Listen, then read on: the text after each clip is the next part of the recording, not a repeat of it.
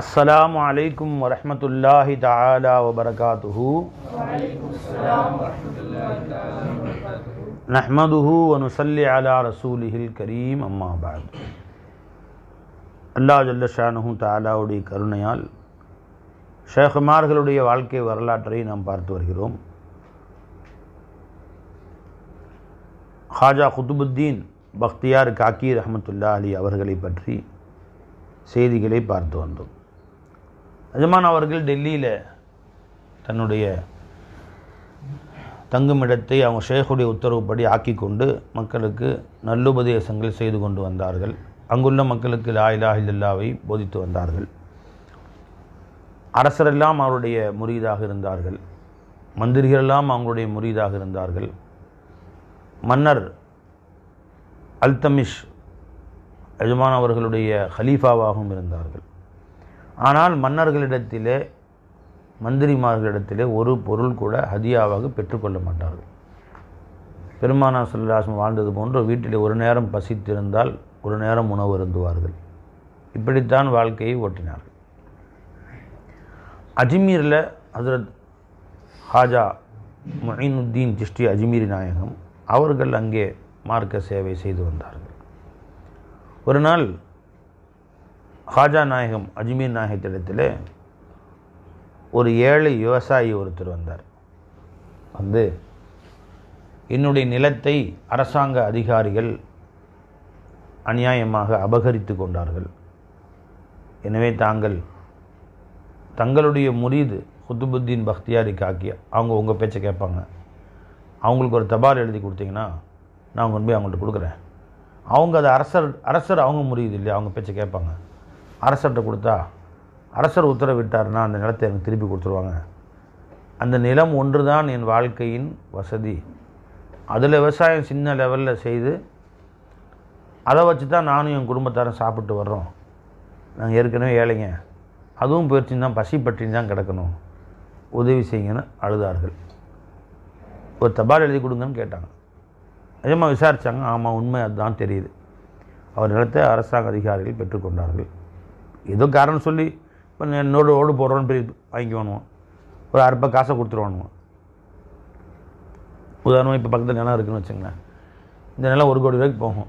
அரசாங்கம் வந்து ரோடு போகிற கைப்பற்றிச்சு அப்படின்னு சொல்லிட்டு சும்மா 1 லட்ச ரூபா காசு கொடுத்துருவானுவோம். வெறும் 1 லட்ச ரூபா கொடுத்து ஏமாத்திடுவோம். அவ்வளோதான். அது வந்து அரசு மதிப்பு அவ்வளோதான் போட்டுருணும். அதுக்கு ஒவ்வொரு நிலத்துக்கும் அரசு மதிப்புன்னு வச்சுருப்பாங்க. அது ரொம்ப கம்மியாக தான் இருக்கும்.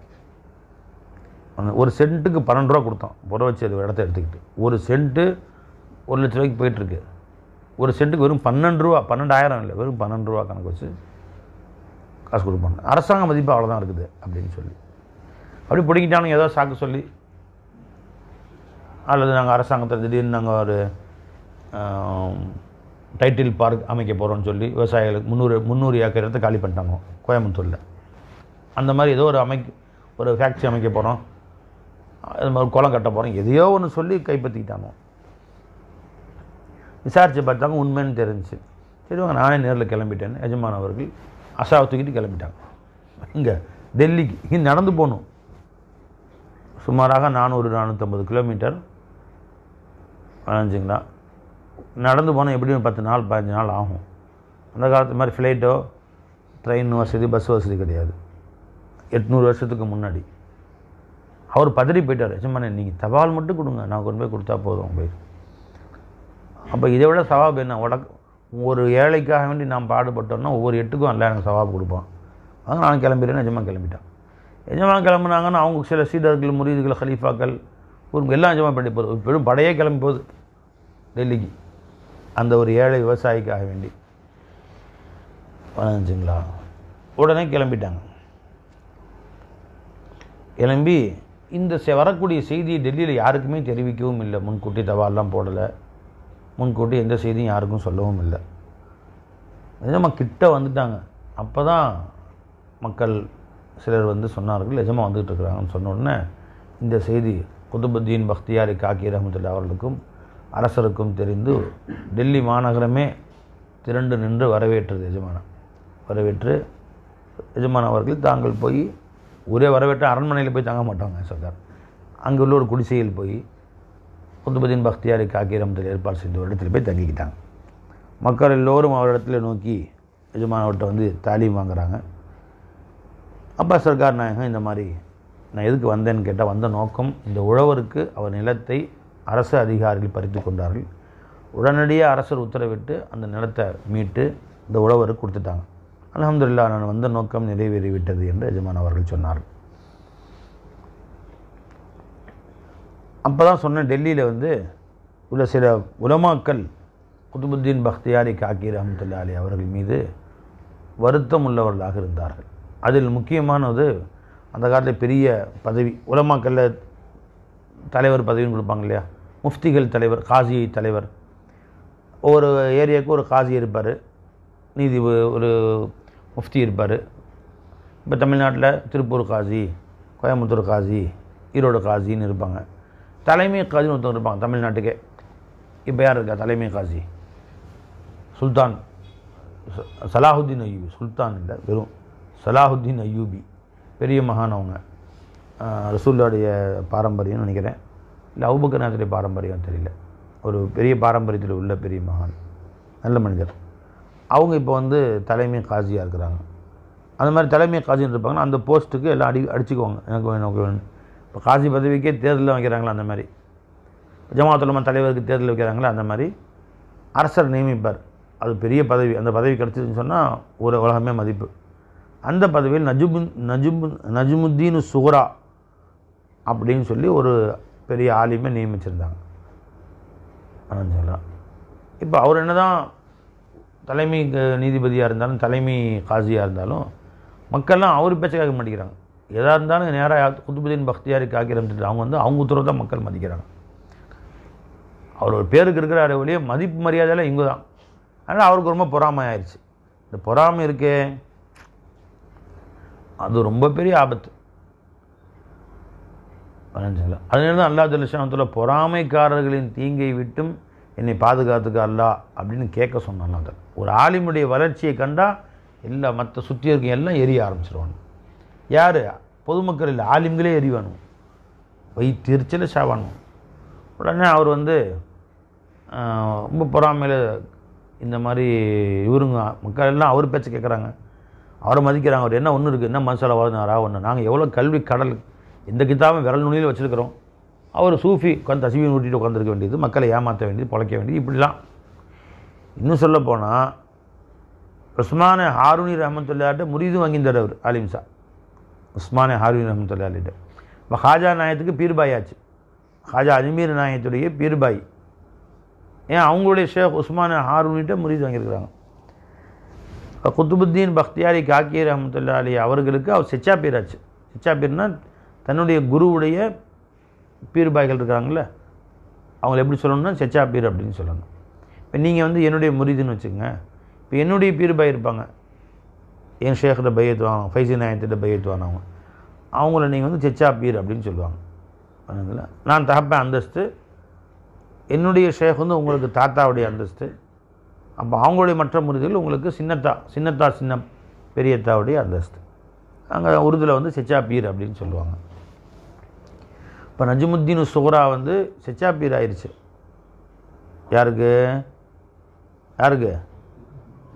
குதுபுத்தீன் பக்தியாரி காக்கி ரஹ்மத்துல்லாஹி. ஆனால் அவர் பெரிய ஆலிம்ஸா அவரை பதவியில் வச்சுருக்கிறாங்க. அந்த பதவி பெரிய பதவி. ஆனால் மக்களுக்கு தம் பதவிக்கு ஏற்ற மாதிரி தன்னை மக்கள் மதிக்கலை, எல்லாம் அவங்கள மதிக்கிறான்னு ஒரு பொறாமை. அதனால் எதையாவது ஒன்று இல்லாத போல சொல்லிக்கிட்டு இப்படி வண்டி ஓட்டிகிட்டு இருந்தார். ஹாஜா முஹம்மது சிஷ்டி அஜ்மீர் நாயகம் வந்தோன்னா எல்லாரும் இவ்வளோ அரசர்கள்லேருந்து மந்திரிகள் அத்தனை பேர் வந்து பார்க்க வந்தாங்க. இவர் மட்டும் வரவே இல்லை. இப்போ எஜமா ஏன் அவங்க வரலன்னு கேட்டாங்க. தெரியலன்னு ஒன்று, நானே பார்க்குறேன், என்னுடைய பீர்பாய் தானே அப்படின்னு சொல்லி அவங்க பண்ணி வைப்பார். நேராக எஜமா கிளம்பி அவங்க வீட்டுக்கு போயிட்டாங்க. அவங்க வீட்டுக்கு சலாம் சொல்கிறாங்க, அப்படிங்கிற பதில் கூட சலாம் கூட சொல்ல மாட்டேங்கிறார் அவர். ரொம்ப அந்த மாதிரி திருமணம் மாதிரி நின்றுக்கிட்டார். நிஜமாக கேட்டாங்க, நீங்கள் என்னுடைய சகஜமாக பேசுவீங்களே, என் பீர்பாயாச்சே, இப்போ ஏன் முன்பு போது தாங்கள் வந்து நடந்துக்கல, என்னன்னு தெரியலையே, நான் எதுவும் உங்களுக்கு எதுவும் மனசு வருத்தப்படுற மாதிரி நடந்துக்கிட்டேன்னா, அல்லது இன்றைக்கி பெரிய பதவிக்கு போயிட்டோம், அந்த பதவி அந்தஸ்து என்னுடைய அந்தஸ்து பெருசாகிடுச்சின்னு நினச்சிக்கிட்டிங்களா, நாங்களாம் சின்னதாக தெரிகிறோமா, என்னன்னு தெரியலையே அப்படின்னு நிஜமாக கேட்டாங்க. அவர் உடனே பயந்து போய் காலில் விழுந்து, இப்படிலாம் இல்லை எஜமானே, உங்களுடைய முரீது இங்கே குத்துபுத்தீன் இருக்கிறாரு, அவர் இருக்கிற வரைக்கும் என்னை யாரும் மதிக்க மாட்டேங்கிறாங்க, அதனால தான் மனசு வருத்தம் அப்படின்றார் அவர். சொன்ன உடனே இதுக்கு வருத்தப்படுறீங்க, நாளைக்கே என் கூட கூட்டிகிட்டு போயிடுறேன் அப்படின்னு சொல்லிட்டாங்க. அவர் ரொம்ப சந்தோஷம். ஜஸாக்கல்லாஹ் ஹைரன் ஃபித்தாரை அப்படின்னு எஜமானுக்கு சுக்ரியா செஞ்சார். எஜமான் வந்து சொன்னான் குத்துபுத்தீன்ட்ட, அப்பா நீங்கள் இருக்கிற சில பேருக்கு பிடிக்கலப்பா, உங்களுடைய பேரும் புகழும் சில பேருக்கு பொறாமை தருகிறது, அது நடக்கத்தான் செய்யும் உலகத்தில், நீங்கள் என்ன கிளம்பியிருப்பா, என் கூட வந்துடு, நீ அஜ்மீருக்கு வந்துடுன்ட்டாங்க. இந்த பொறாமை இருக்கிறதே அது ரொம்ப பெரிய ஆபத்து. அறிஞ்சுங்களா. என் கனவிலே ரசூலுல்லாஹி ஸல்லல்லாஹு அலைஹி வஸல்லம் ஒரு 10 வருஷத்துக்கு முன்னாடி வந்தாங்க. வந்து எஜமான் அவர் 40 வயசில் எஜமான் வந்து சொன்னாங்க, நீங்கள் அதிகமாக குல் அஊது பிரப்பில் ஃபலக் சூரா ஓதுங்க அப்படின்னு சொன்னாங்க. எதுக்கு சொல்கிறாங்கன்னு தெரியல, எனக்கு பெருமான ரசூல் சொல்லி கொடுத்தாங்க. ஏன் ரசூல் சொல்லித்தராங்கன்னு தெரியல, பின்னாடி தான் விளங்குச்சு. குல் அஊது பிரப்பில் ஃபலக் மின் ஷர்ரி மா ஹலக் வ மின் ஷர்ரி காசிகின் இதா வகப் வ மின் ஷர்ரி நஃபாசாத்தி ஃபில் உகத் வ மின் ஷர்ரி ஹாசிதின் இதா ஹசத். பொறாமைக்காரர்கள் அவர்கள் பொறாமை கொள்ளுகிற நேரத்தில் அதன் தீமையை விட்டு நான் பாதுகாவல் தேடுகிறேன் அப்படின்னு. படி மிகப்பெரிய ஆபத்து. என்னென்ன உன் மேலே இல்லாது சொல்லுவானோ சொல்ல ஆரம்பிச்சிருவானோ. உன்னை கவுக்கிறதுக்குன்னு முடிவு பண்ணிட்டான்னு சொன்னால் நினைஞ்சுங்களா. அது மூசா அலைஹிஸ்ஸலாமே விட்டு வைக்கல. மூசா அலைஹிஸ்ஸலாம் கவுக்கிறதுக்காண்டி ஒரு அந்நிய பெண்ணை இந்த மாதிரி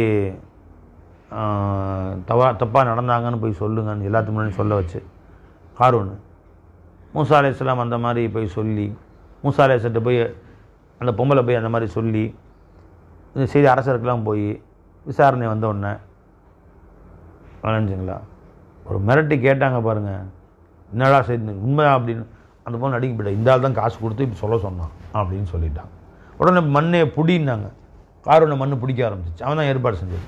இது மாதிரி எத்தனையோ சூஃபியாக்களை இந்த மாதிரி எதையாவது ஒரு குற்றச்சாட்டு, பெண்கள் சம்மந்தமான குற்றச்சாட்டு வளைஞ்சுங்களா, இல்லையா அவர் இந்த மாதிரி மது அருந்தினார் அப்படிதான் குற்றச்சாட்டு, ஏதாவது அவங்க மேலே இல்லாத ஒன்று சொல்லி தொழுக போல் அவர் தொழுகிறதே இல்லை அப்படி சில குற்றச்சாட்டுகள் சொல்லி அவரை மக்களுக்கு மத்தியில் வெறுப்பை உண்டாக்குற மாதிரிலாம் அவரை மக்கள் நிறைய செஞ்சுருக்கிறாங்க. இத்தனை பெரிய பெரிய சூதுஃபியாக்கள் பெரிய பெரிய நாதாக்களே விட்டு வைக்கல வளைஞ்சுங்களா. அப்போ எப்படி சாதா மனிதர்களை விடுவாங்க, என்னென்ன சொல்ல முடியுமோ வளைஞ்சுங்களா. அப்போ அந்த மாதிரியான பொறாமைக்காரர்கள் வந்து மக்களுக்கு மத்தியில் பெருகி விடுவார்கள் என்பதற்காக வேண்டித்தான் ரசூலுல்லாஹி ஸல்லல்லாஹு அலைஹி வஸல்லம் வந்து சொல்லி கொடுத்தா குல் அஊது பிரப்பில் ஃபலக் சூரா ஓதுங்க. இன்னொரு செய்தி சொன்னால் ரொம்ப ஆச்சரியப்படுவீங்க. நான் ஓதி முடித்து 20 வயசு முதலாக மதரசாவில் சேர்றதுக்காண்டி போகிறேன். இன்னும் ஒருத்தர் கூட ஒரு பாடம் கூட அலிபேத்தி கூட சொல்லித்தரல. ஓதி முடித்து வந்திருக்குது. பாக்கியத்தில் பட்டம் வாங்கிட்டு 95. அப்போ என் ஷேக்நாத்திட்ட போய் துவா செஞ்சு எஜமான் வந்து புறவச்சேரி மதரசாவில் நீங்கள் உஸ்தாதாக போங்கன்னு சொன்னாங்க. போயிட்டு அப்போ சொன்னாங்க, ஃபஸ்ட்டு பார்த்தோன்னு சொன்னாங்க, ஹாசிதீன்கள் அதிகமாக இருப்பாங்கப்பா, சபுர் செய்யுங்க அப்படின்னு சொன்னாங்க. சார் ஒரு வார்த்தை ஹாசிதீன். அப்போ புறவச்சேரியில் உள்ள ஒரு நபர் கூட எனக்கு தெரியாது. இன்னும் சொன்னால் தமிழகத்தில் எந்த ஆலிம் ஷாக்களோ எனக்கு பழக்கம் இல்லை. ஏன்னா மதரசாவுடைய கூண்டுக்குள்ளே எனக்கு ஓதி கொடுத்த உஸ்தாதுமார்கள் எனக்கு தெரியும். மற்றபடி தமிழகத்தில் எந்த ஆலிம்களையும் எனக்கு தெரியாது, பழக்கம் இல்லை. பயானுக்கு பல இடங்களுக்கு போகிறது வர்றதில்லை, பல இடங்களில் பயான் கேட்குறதும் இல்லை. ஏன்னா மதரசா கூண்டுக்குள்ளே உட்காந்துருக்கும் 5 வருஷமாக 7 வருஷம் ஓதிட்டு இப்போ தான் வெளியே ஃப்ரெஷ்ஷாக வர்றோம். அப்போ சொல்கிறாங்க, என்னமா பொறாமைக்காரர்கள் அதிகமாக இருப்பார்கள், நீங்கள் வந்து கவனமாக இருங்க, சபர் செய்யுங்க, கவனமாக இருந்துங்கன்னு சொன்னாங்க சாதாரண. அப்போ அர்த்தம் எனக்கு விளங்கவே இல்லை. அதுக்கு பின்னாடி ஃபீல்டில் வந்து பாடங்கள் நடத்தும் போது பல இடங்களுக்கு செல்கிற பொழுது சர்க்கார் சொல்லி கிட்டத்தட்ட 25 வருடங்களுக்கு பின்னாடி தான் அவங்க சொன்னதுடைய அர்த்தம் தெரியுது. புரிஞ்சுங்களா. தன்னை விட யாராவது ஒருத்தர் கொஞ்சம் மேலே போகக்கூடாது, அவளை தட்டி கீழே தட்டி கொண்டு வந்துடணும் அப்படின்னு நினைக்கிறது வேறு யாரும் இருக்க மாட்டாங்க. உங்கள் ஆலிம்களாக இருந்தால் உங்களுக்கு கூட இருக்கிற ஆலிம்கள் இருப்பாங்க. புரிஞ்சுங்களா. நீ ஒரு ஆரிஃபாக இருந்தால் உன்னுடன் இருக்கக்கூடிய சக பீர்பாய்களே உன்னை குழி வெட்டுவாங்க, உன் ஷேக்குடைய முரீதுகளே உன்னை குழி வெட்டுவாங்க, தன்னை ஆரிஃப் என்று சொல்லிக்கொள்பவர்களே குழி வெட்டுவார்கள், தன்னையும் ஒரு ஷேக் என்று சொல்லிக்கொள்பவர்களே குழி வெட்டுவார்கள். புரிஞ்சுங்களா. இது நடக்கும் உலகத்தில். நீ ஒரு ஹான்கா கட்டணும்னு ஆசைப்பட்டேன்னு வச்சுக்கோ, என்ன பெரிய ஹான்கா, இவன் பெரிய பெரிய ஆளாக போயிட்டாப்லையா, ஹான்கா கட்டுறான் ஹான்கா அப்படின்னு சொல்லக்கூடிய ஒரு பொதுமக்களாக இருக்க மாட்டாங்க. உன்னுடன் உன் ஷேகடத்தில் பாடம் பயின்ற முரீதுகளாகத்தான் இருப்பார்கள். அதான் நடந்திருக்கு அந்த காலத்திலிருந்தே, ஆதி காலத்திலிருந்தே. வலஞ்சபை ஹஜரத் ஹாஜா ஹஜரத் முஹியுத்தீன் அப்துல் காதர் ஜீலானி ரலியல்லாஹு அன்ஹு குதுபு நாயகம் இருந்தாங்களே, அவர்களுக்கு அவர்களுடைய பீர்பாய்களே எதிரிகளாக இருந்தாங்க.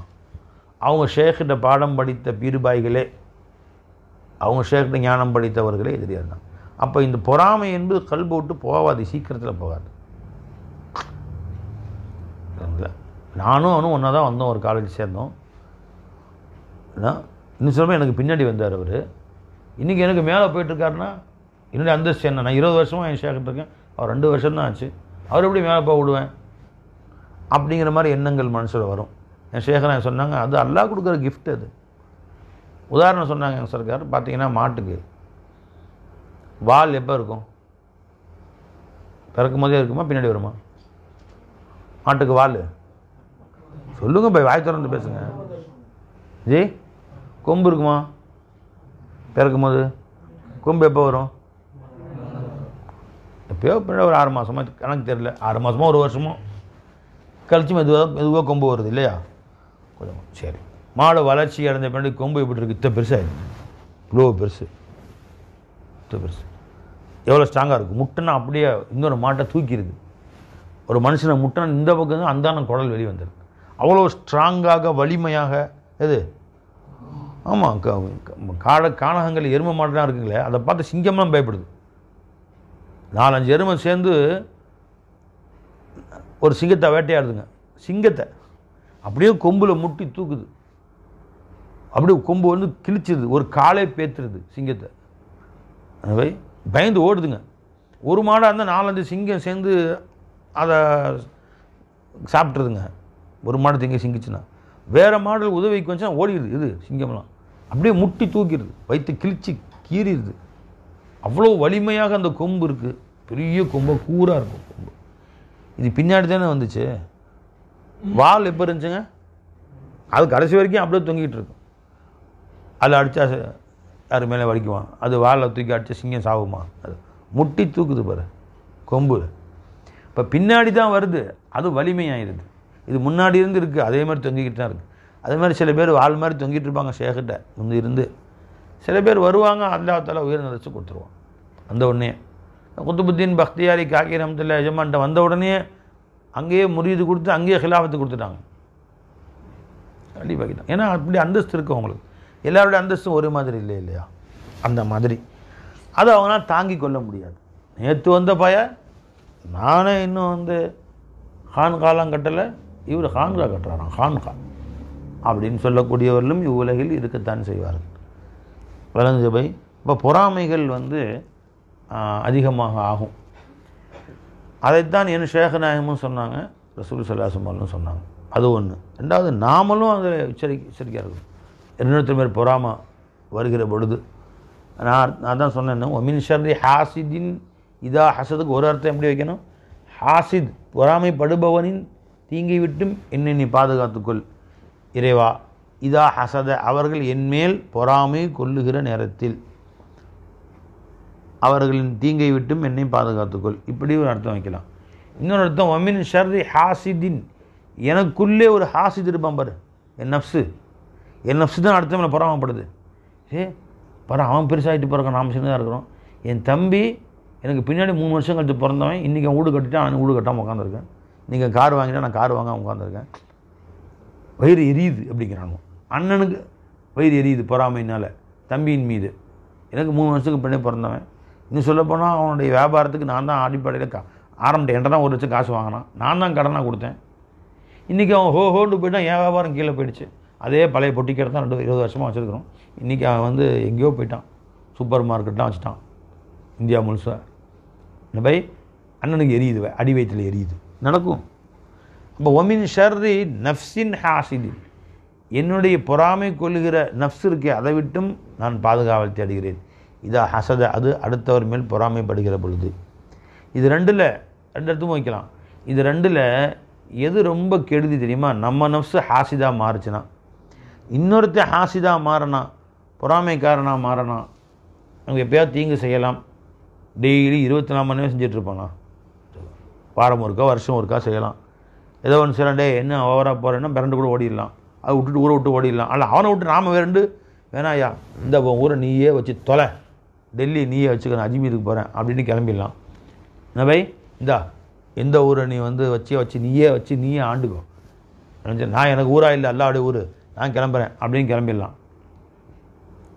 அப்படி நடக்கும் பை. தெரிஞ்சுங்களா? மிஸ்கின் ஊருக்கு வந்துட்டேன் பார்த்தீங்களா, வேறு ஊருக்கு வந்துட்டேன் பாருங்கள். அந்த மாதிரி கூட விட்டுட்டு வந்துடலாம், வேறு ஊருக்கு போயிடலாம். ஆனால் நமக்கு உள்ள ஒரு ஹாசித் இருக்கான் பாருங்கள், ஒரு பொறாமைக்காரன் இருப்பான் பாருங்கள், அவன் நம்மளை விட்டு போகவே மாட்டான்.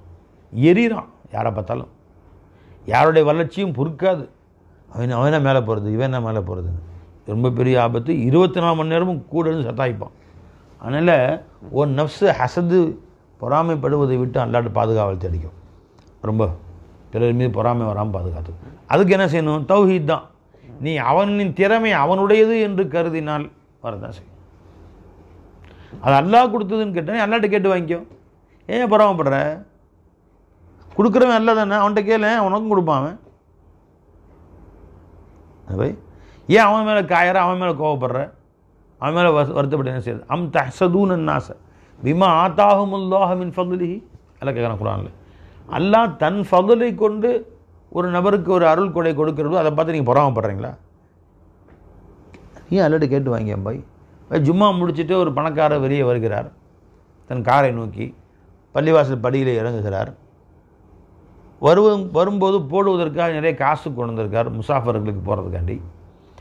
படிக்க 2 பக்கமும் வரிசையாக நிற்கிறாங்க. இந்தான 10 பேர், அந்தான 10 பேர் நிற்கிறாங்க, பிச்சைக்காரங்க. இவர் ஒரு பிச்சைக்காரருக்கு எடுத்தார், கையில் எடுத்தார், 100 ரூபா வந்துருச்சு. முதல் பிச்சைக்காரருக்கு போட்டார். நினச்சிங்களா?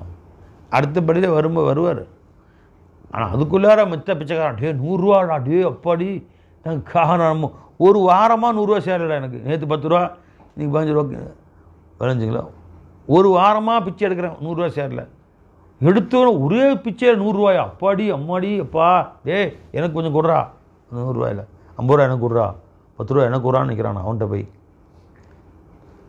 சில பேர் அவன் சண்டைக்கு போகிறானுவான், அவன் மேலே பாயிறானுங்க. நீ ஏன்டா மேலே போய் நின்ற? நான் தான் ஃபஸ்ட் டைம், நீ பின்னாடி மேலே போய் நிற்கிற, நீ அதனால் உனக்கு 100 ரூபா விழுந்துச்சு அப்படின்னு. பை ஏன் போய் சண்டை போடுறேன்? அந்த பணக்காரன் இன்னும் அங்கே தான் நிற்கிறாரு. எங்கே? அந்த படி விட்டு அடுத்த படி இறங்குறாரு. இப்போ தான் 100 ரூபா கொடுத்துருக்கிறாரு. நீ அவர்கிட்டே கேளு, 200 ரூபா கொடுப்பார் உனக்கு. அவருக்கு 100 ரூபா கொடுத்தீங்க, ஐயா அவரை விட நான் அதிக தேவையில்லை இருக்கிறேன், எனக்கு கொஞ்சம் கூட கொடுங்கன்னு கேட்டால் 200 ரூபா கொடுக்குறான். அல்ல அதே 100 ரூபா அவனுக்கு கொடுக்கலாம். எனவே அவன் முன்னாடி இருக்கிறான், அவன் பார்க்கவே சண்டை போடுறான். ஒரே சண்டை, தட்டி டாஸ் பூஸ் எல்லாம் அவன் மேலே பாயிறானுவோம். நினைஞ்சுங்களா? எவ்வளோ பெரிய அபத்தமான ஒரு செயல். கொடுத்த ரப்பு முன்னாடி தானே இருக்கிறான். அல்லாஹ் தஆலா இதுதான், இவருக்கு ஒரு மாடி கொடுத்துட்டேன், ஒரு மாளிகை கொடுத்துட்டேன், இதோட இன்றைக்கி கணக்கு முடிஞ்சு, இனி ஒரு 10 வருஷம் கழிச்சு அடுத்த ஆளுக்கு யாருக்கும் மாளிகையெல்லாம் கொடுப்பேன், முடிஞ்சு போச்சு. நல்லா சொன்னானா? நீ 2 மாளிகை கேட்டு வாங்க, அல்லாட்ட நீ 2 கார் கேட்டு வாங்கு. விளைஞ்சுங்களா? சண்டைக்கு போகிறான்.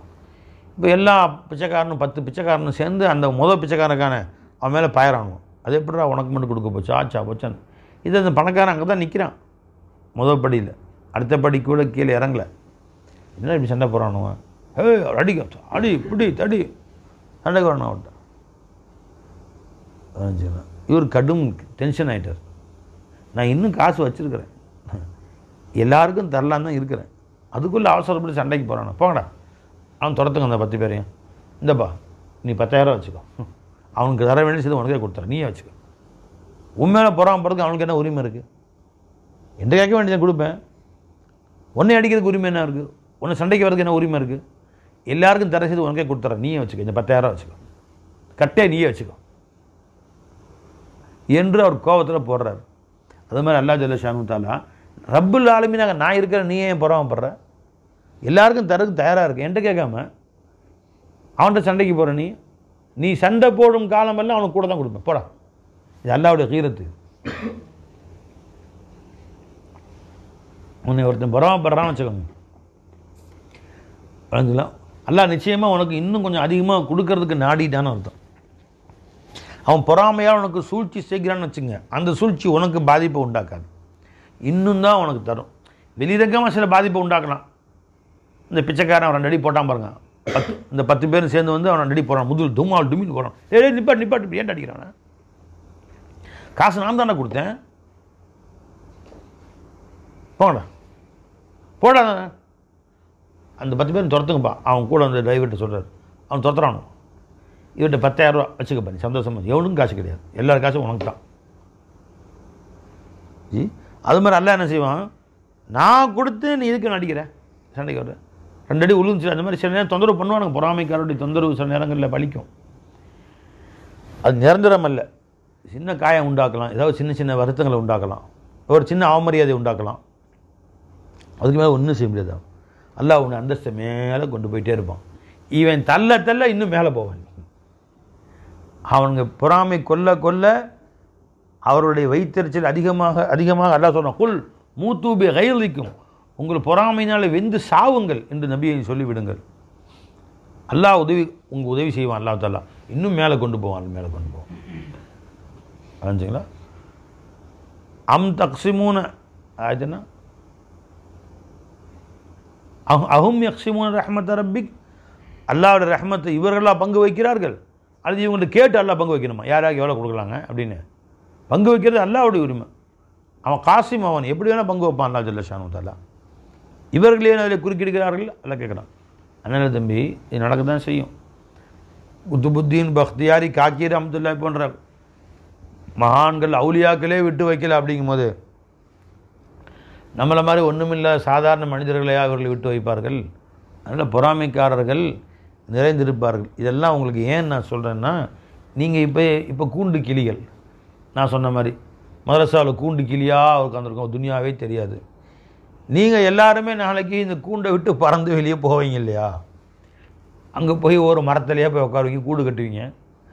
அந்த கூண்டில் அந்த மரத்தில் ஏற்கனவே ஒருத்தன் கூடு கட்டியிருப்பாங்க, அடிக்க வந்துடுவாங்க. அந்த மரமும் பெரிய ஆலமரம், விளைஞ்சுங்களா? ஒரு 30,000 குருவிகள் கூடு கட்டலாம், 30,000 கிளிகள் கூடு கட்டலாம். ஆனால் அதில் ஒருத்தன் கூடு கட்டியிருப்பான், நீ வந்து கூடு கட்டுவதில்லை. எம் மரத்தில் எப்படா நீ கூடு கட்டின? என்னமோ அவனுடைய சோத்தை நீ பிடுங்குற மாதிரி, அவன் ரிஸ்க்கை நீ பிடுங்குற மாதிரி சண்டைக்கு வருவானுமா, அடிதடிக்கு வருவானுங்க, மோதல் வருவானுங்க, விளைஞ்சுங்களா? நீ விட்டு வேறு மரத்துக்கு போயிட வேண்டியது தான். நீயே வச்சு சாவிடாட்டு அதை விட்டுட்டு நீ வேறு மரத்தை நோக்கி போய்விட வேண்டியது தான். விளைஞ்சா இல்லை வை ஜி. அதனால அதில் உனக்கு ஒரு கயிறு இருக்கும். அல்லாஹ் தஆலா உன்னை ஒரு இடத்த விட்டு ஒரு இடத்துக்கு மாற்றுறான்னு சொன்னால் விளைஞ்சுங்களா, இவன் தான் என்னை கிளப்பி விட்டான் அந்த இடத்த விட்டு அப்படியே நினைக்கிறேன். இந்த ஊரில் ராஜா மாதிரி இருந்தேன், என்னை துரத்தி விட்டானுங்க நீ நினைக்கிற. அல்லாஹ் உன்னை ஒரு இடத்தை விட்டு ஒரு இடத்தை துரத்துவது என்றால் கூட அதில் ஏதாவது நன்மை அல்லாஹ் வச்சுருப்பான்னு நினச்சிட்டு போயிட வேண்டியது தான். அது உண்மையிலே நன்மை இருக்கும், என்ன இருக்குன்னு நமக்கு தெரியாது. அறிஞ்சுங்களா? நீ ஏன் அதை பற்றி கவலைப்பட்டுக்கிற? அல்லாஹ் இவர்களெல்லாம் ஒரு சபபாக ஒரு காரணமாக வைத்து துரத்தினான். மக்காவில் ரசூல் ஸல்லல்லாஹு அலைஹி வஸல்லம் இருந்தாங்க, அங்கேருந்து துரத்தி விட்டாங்க. இன்னும் குறைஞ்சா போயிட்டாங்க ஸல்லல்லாஹு அலைஹி வஸல்லம். மதீனாவுக்கு போனாங்க, குறைஞ்சா போயிட்டாங்க. அங்கே போய் ராஜா மாதிரி மக்காவில் இவனுக்கு ஒரு அடக்குமுறை, ஒரு தொழுகை நிம்மதியாக தொழுக விட மாட்டேன்ட்டானுங்க, காபத்துல்லாவில் போய் தொழுக விட மாட்டேன்ட்டானுங்க. அரைத்தல்லதி என்ஹா அப்தன் இதா சல்லா, பள்ளிவாசல் மாசால் கல்ல காபத்துல்லா போய் தொழுதா தடுக்கிறானுங்க. மதீனா ஷரீஃப் போகிறாங்க, ரசூல்லா தான் ராஜா, வச்சதான் சட்டம். பெருமான சலாசம் அழகான மஸ்ஜிதே கட்டினாங்க, தொழுதாங்க. அவரில் அங்கேயும் வாழ விட மாட்டேன்னு எதிரிகளை அடக்கி வந்தானுங்க, எல்லாத்தையும் அடக்கி ஒடுக்குனாங்க ஸல்லல்லாஹு அலைஹி வஸல்லம். அதுக்கு பிறகு பெரும் வளர்ச்சி ஏற்பட்டு மதீனாவிலிருந்து பாரசீக மன்னர்கள், ரோமாபுரி மன்னர்கள்லாம் வெற்றி பெற்றார்கள். பெரும் ஆட்சியை அல்லாஹ் தஆலா கொடுத்தான். மதீனாவுக்கு போன பின்பு தான் பெருமான ஸல்லல்லாஹு அலைஹி வஸல்லம் வாழ்க்கை இன்னும் மேலே போச்சு. அச்சா இல்லையா? அது மாதிரி கவலையெல்லாம் படாதீங்க. ஒரு இடத்த விட்டு அல்லாஹ் தஆலா இடத்துக்கு கொண்டு போனால் அது என்ன ஹைர் இருக்குன்னு தெரியாது, எதுக்கு அல்லாஹ் செஞ்சுருக்கான்னு நமக்கு தெரியாது. ரஞ்சா இல்லையா பை ஜி? ஒரு குருவி இருந்துச்சான், ஒரு குருவி. மழைக்காலம் வந்தது, ஒரு ஆற்றோரத்தில் ஒரு மரம், அந்த மரத்திட்ட போய் கேட்டுச்சான். ஒரு உருவக கதைகள்னு சொல்லுவாங்க, ஒரு விஷயத்தை விளங்க வைக்கிறதுக்காண்டி ஒரு கற்பனையாக கதை சொல்லுவாங்க அந்த காலத்தில். இதுக்கு பேர் உருவக கதைகள் அப்படின்னு சொல்கிறது. அந்த உருவக கதைகளில் சிங்கமும் பேசும், ஆடு மாடு எல்லாமே பேசும், மரம் செடி கல் முள் எல்லாமே பேசும். உடனே அந்த குருவி போய் மரத்தில் கேட்டிருக்கு, நான் ஒரு கூடு கட்டிக்கிட்டுமா, அந்த முட்டையிடும் பருவம் வந்து விட்டது அப்படின்னு. உடனே அந்த மரம், அதெல்லாம் அனுமதிக்க முடியாது, இல்லை நீதான் கிளைகள் படர்ந்து அழகாக இருக்கிற, இந்த மாதிரி கிளை படர்ந்தது தான் எனக்கு வெயிலுக்கும் மழைக்கு நல்லா இருக்கும். அதனால் ஒரு சின்ன இடம் கூட, ஒரு சில மாதங்கள் தான், அந்த முட்டையிட்டு அது குஞ்சு பொறித்து அது பெருசாக நான் போயிடுறேன், வேறு இடத்துல கட்டிக்கிறேன், இப்போ நீ தான் நல்லா இருக்கிற அப்படின்னு. தர முடியாது, போ மரியாதையா அப்படின்னு. அது சுற்றி முற்றி பார்க்குது, வேற எங்கேயும் மரங்கள்லாம் இருக்கான், தூரத்தில் எல்லாம் பார்க்குது. இவ்வளோ மாதிரி நல்ல மரங்கள் இருக்குது, மரங்கள்லாம் இருக்குது, அடர்த்தியான மரங்கள். திரும்ப வந்து கெஞ்சி போய் 3ஆவது தடவை, நீ நிற்கிறையா உதைக்கட்டுமா, போ மரியாதையா, தர முடியாது, இடம் தர முடியாது, போயிட்டே இரு. இல்லை நீ ஆற்றோரத்தில் இருக்கிற, தண்ணி குடிக்கும் வசதியாக இருக்கும், அப்படி மேலே இருந்தால் கீழே இருக்க மீன் தெரியுது, டப்புன்னு வந்து ஒரு மீனை பிடிச்சிக்கலாம் தேவைப்பட்டா, இந்த மாதிரிலாம் வசதி. எந்த வசதியும் பேசாத என்கிட்ட, நான் இடம் தர முடியாது, மரியாதை போ அப்படின்றது. உடனே வருத்தப்பட்டுக்கிட்டு போயிடுச்சு. வேற ஒரு மரம் இருந்துச்சு, அங்கே போய் கூடு கட்டி அங்கே இருக்க ஆரம்பிச்சிருச்சு. முட்டையிட்டு அங்கே குஞ்சு பொறித்து அவைகளுக்கு தீனி ஊட்டிகிட்டு இருக்கு. மழை காலம், கடுமையான மழை ஆரம்பிச்சிருச்சு. ஆறு நிறைய வெள்ளம் ஓடுது அடிச்சுக்கிட்டு. அந்த அடித்து போன வெள்ளத்தில் இந்த முதல்ல போய் கூடு கட்ட இடம் கேட்டுச்சுல்ல, அந்த மரமும் கீழே விழுந்துருச்சு. ஆற்று ஓரத்தில் இருந்துச்சா, கீழே வேறு அரிச்சிருச்சு. அரிச்சு வேரோட அந்த மரம் எங்கே விழுந்துருச்சு, அந்த ஆற்றில் உள்ள விழுந்து அடிச்சுட்டு போகுது. இந்த குருவி தான் குஞ்சுங்கள்ட்ட, பார்த்தியா உங்களுக்கு தெரியாது, நீங்களாம் பிறக்கிறதுக்கு முன்னாடி நான் அந்த மரத்திட்டு தான் போய் இடம் கேட்டேன், தரமாட்டேன்னுச்சு. எல்லாம் சும்மா விடுவானா, பழிக்கு பழி பாருங்கள். ஒரு குருவி கூட இடம் கொடுக்காத கல் நெஞ்சா, உன்ன மாதிரி அயோக்கியத்தனம்னா நீ துனியாவில் வாழ்ந்தேன்னா செத்தேன்னா, இந்த எல்லாத்துல அந்த மரத்தை ஒன்றை மாதிரி இறக்கமில்லாத மரங்கள்லாம் இருந்து என்ன போயேன்னா எல்லாம் அழிச்சிட்டான் பாரு, வேரோடு அழிச்சிட்டான், வேரோடும் வேரடி மண்ணோடும் எல்லாம் சாய்த்து விட்டான், தொலைஞ்சு போ அப்படி நல்லா வேணும் அப்படின்ட்டு அந்த மரத்தில் உட்காந்து சொல்லிக்கிட்டு இருக்குது. எதை ஆட்ட, தன்னுடைய குஞ்சுகள்கிட்ட சொல்லிக்கிட்டு இருக்கு. அந்த மரம் அப்போ தான் வருது, கிராஸ் பண்ணி போகுது. இங்கேருந்து கத்துது, நல்லா வேணும், இது வேணும், இன்னும் வேணும், நல்லா சாவு, ஒரே ஒரு கூடு கட்ட இடம் கட்ட கொடுத்தியா, வளைஞ்சிங்களா, நல்லா சாவு போ, நல்லா அங்கே போ, புரட்டி எடுக்கும், நல்லா எடுத்து வெள்ளம் அடிச்சுட்டு போய் நல்லா புரட்டு துண்டு துண்டு ஆக்கி கொண்டு போய் கடலை சேர்த்து, நல்லா வேணும் சாவு அப்படின்னு கத்துது. இங்கேருந்து எது, குருவி கத்துது.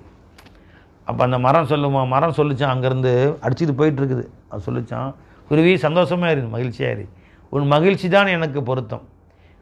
இப்போ ஒரு செய்தி சொல்கிறேன், போகிற நேரத்தை சொல்லிட்டு போயிடுறேன், கேட்டுக்கோ.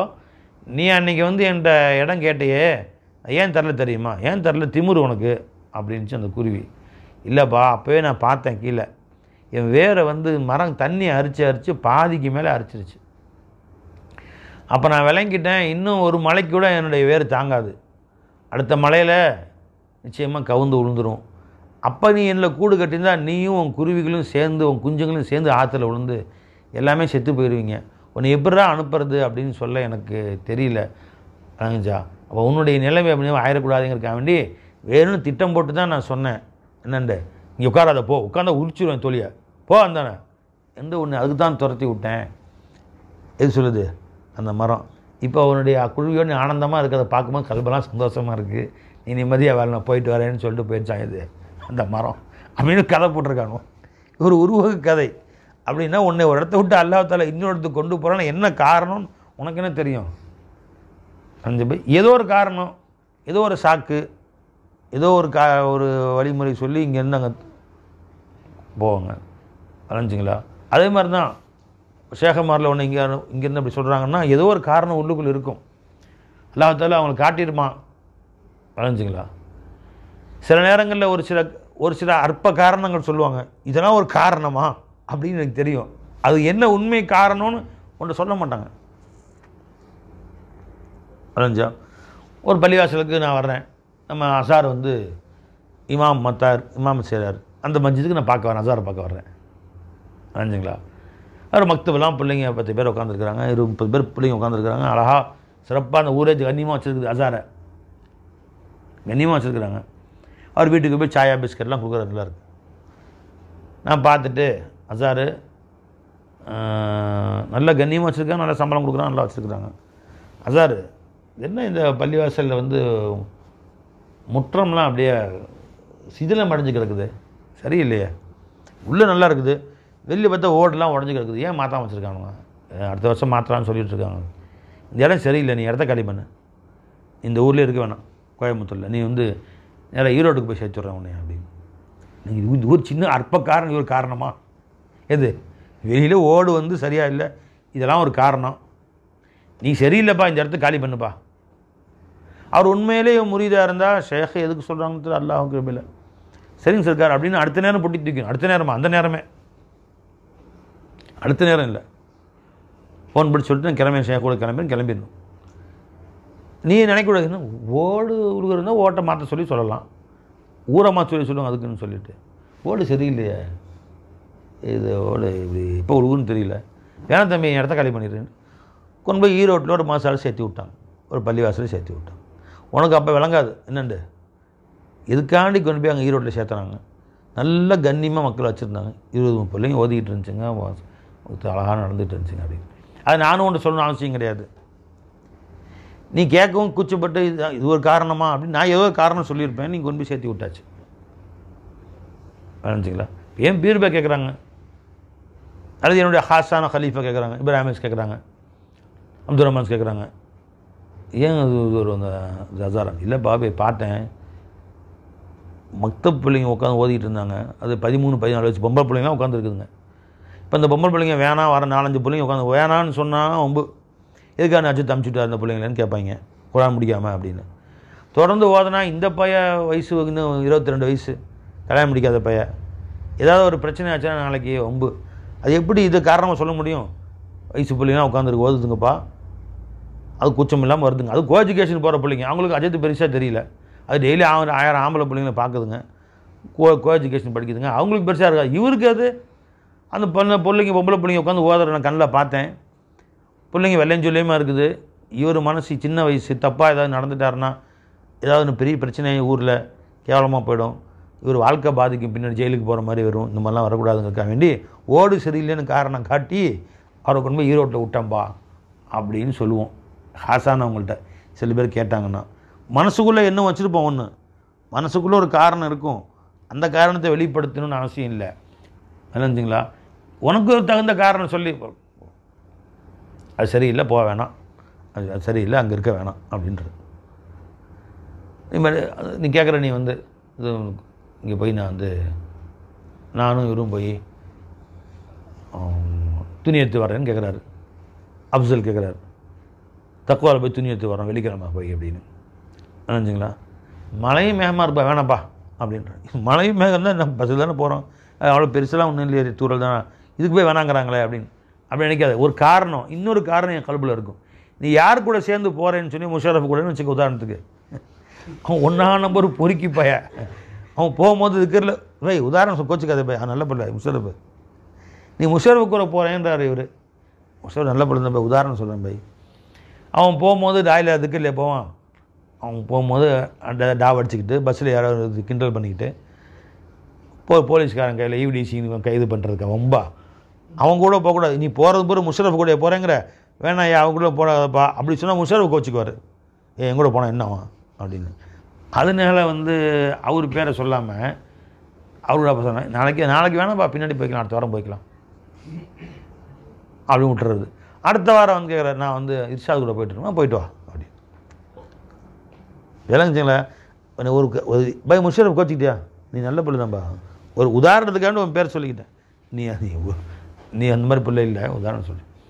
அப்போ என்னங்க, அப்போ வந்து பை வந்து ஒரு மனசுக்குள்ளே ஒரு காரணம் இருக்கும் எனக்கு, அந்த காரணத்தை வெளிப்படுத்துறது இல்லை, வெளிப்படுத்தாமல் வேற ஒரு காரணம் சொல்லி இது ஒரு அற்ப காரணம், இதுக்கு போய் வேணாங்கிறாங்களே, இவ்வளோ பெரிய விஷயம் நல்ல விஷயத்தை வேணாங்கிறாங்களே இதுக்கு போய் அப்படின்னு நீ நினைப்ப. நினைஞ்சா இல்லைங்களா? அந்த மாதிரியாக எத்தனையோ சில விஷயங்கள் இருக்குது. உள்ளுக்குள்ளே ஒரு இருக்கும், வெளியில் ஒரு இருக்கும். இது ஷேகுமார்களுக்கு தான் அந்த வித்தை தெரியும். அது அந்த மாதிரி நடந்துக்குவாங்க. இப்போ நேற்று தாஜை போட்டு அத்தனை பேர் பண்ணி கத்துறான்னு கத்தனேன், அதுக்கு ஒரு காரணம் இருக்குது. இப்போ அந்த பையனை வந்து மனசு நிம்மதி ஆகிட்டான். யார்? இப்போ அந்த பையன் தாஜ் 4 பேருக்கு முன்னாடி வந்து நம்மளை இந்த மாதிரி தாஜ் எனக்கு கேவலம் பேசிட்டாரு அழுகுறான். இப்போ அழுகை அடக்கிறதுக்கு என்ன செய்யுது? டே தாஜ் என்னடா நினச்சா நீ அந்த சின்ன பையன்கிட்ட போய் அப்படி நடந்துக்கிற அறிவு இருக்கிற அவனுக்கு தொல்லி உரிச்சு போடும். அப்படியா மிரட்டினோடனே அவனுக்கு அப்பாடி நமக்கு ஆதரவாக பேசுகிறாங்களே அப்படின்னு. தாஜ் நம்ம போய் அவன் என்ன திட்டாலும் அது ஏற்கனவே எத்தனை மழை பெஞ்சாலும் தாங்கிக்காது, எருமாட்டு மேலே மழை பெஞ்ச மாதிரி. என்ன திட்டாலும் அவர் வந்து கோச்சிக்க மாட்டார் அப்படின்னு தெரியும். இப்போ அந்த பையனை வந்து மறுபடி திட்டினானா எத்தனையோ பசங்க இந்த மாதிரி பெரிய பசங்க அடித்தாங்க விட்டு ஓட்டானோ. இதே மாதம் வந்து சேர்ந்த பின்னாடியே ஒரு பையன் வந்து அடித்தான்னு ஒரு பையன் ஓட்டான், விட்டு போய் அந்த பையன் அடிச்சுட்டே இருக்கான். அந்த மாசாக்கே நான் போகலன்னு போயிட்டானோ. அந்த மாதிரிலாம் போனானுங்கன்னா அதனால என்ன செய்யறது? இவங்களை போட்டு திட்டினா இவர் ஏற்கனவே 4 வருஷம் எப்படிப்பட்ட தோல், அந்த தோல் மரமரன்னு ஆயிடுச்சு. நீ என்ன திட்டினாலும் அந்த தோலுக்கு உரைக்காது. அதனால் இப்போ திட்ட வேண்டியது தான். இப்போ அவங்க மனசு அப்படி நமக்கு சப்போர்ட் பண்ணுறாங்க அஜத்து அப்படின்னு அவன் மனசில் சந்தோஷம் வரும். நான் எதுக்கு திட்டினேன்னா அவன் சந்தோஷப்படுறதுக்காக வேண்டி புரிஞ்சுங்களா? இவர் நம்ம பிள்ளை என்ன சொன்னாலும் கேட்டுக்கல அப்படி ஒரு மனசில் இருக்கும். வெளிரங்கத்தில் ஒரு நாடகம் மாதிரி நடிப்பாங்க. சில நேரங்களில் சில ஹிக்மத்துன்னு சொல்கிறது. அதுக்கு பேர் ஹிக்மத்துனா என்ன? அதுக்கு பேர் தந்திரங்கள், தந்திரோபாயங்கள். ஒருத்தர் மனசு புண்படாமல் சொல்கிற மாதிரி. அதான் இல்லைங்களா? சரி, எதுக்கு சொல்ல வந்தேன்னு கேட்டால், அல்லாஹ்தாலா உன்னை ஒரு இடத்தை விட்டு ஒரு இடத்துக்கு கொண்டு போகிறான், உன் வாழ்க்கையில் ஒரு சில மாற்றங்கள் அல்லாஹ்தாலா உண்டு பண்ணுறான் அப்படின்னா அது உனக்கு கயிறுன்னு நினச்சிக்கோ. யார் மேலேயுமே பொறாமப்பட்டிருக்கான். அவன் இவனால தான் கிடச்சிங்க, இவன் தாங்க அந்த மாதிரி செஞ்சது, இவன் இந்த மாதிரி பேசினால்தான் தான் அப்படி ஆச்சு. யார் மேலேயும் தப்பாக நினச்சிக்காத, யாரையுமே அதை நீ வந்து ஒரு காரணமாக ஆக்கிக்காத. அதில் அது மாதிரி நூற்றுக்கணக்கான உதாரணங்கள் நானே கண்ணில் பார்த்துருக்குறேன்.